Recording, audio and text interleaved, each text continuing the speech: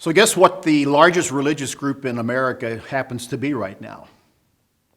I was surprised. It's atheists. Over 23% of those polled say that they are atheists, and that's now become the dominant religion in the United States.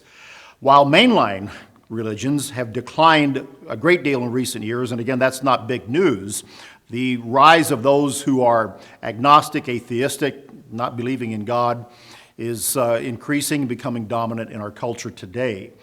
Really, that should not be surprising because there's something else that's been happening, and I've been reading a great deal about this lately, and that is because of the stresses of life, because of a lot of the problems and disorders that are a part of our culture that have been on the increase, suicide rates increasing, health rates declining among certain segments of the American society.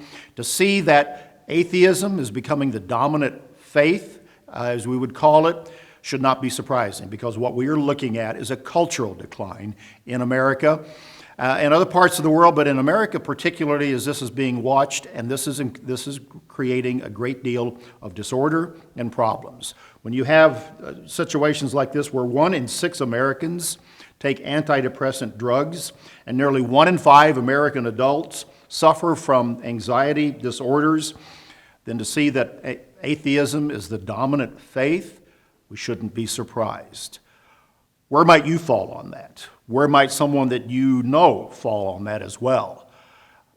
We are living in a very interesting time. We are living in a period where materialism is producing a materialistic society and a focus away from God. We are watching a licentious society worship sex.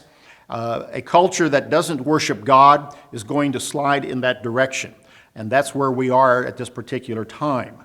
What is really needed in our world at this time is what we see in 2 Timothy chapter 1, where we see that the Spirit of God produces a mindset and a faith and a confidence of power and love and a sound mind. When we can focus in on that, all these others can begin to be put aside. But atheism, that will not find itself in that direction. We're living in a very interesting period of time, and the decline in health and other problems that in certain parts of our society can be directly traced to this decline in faith. That's BT Daily. Join us next time.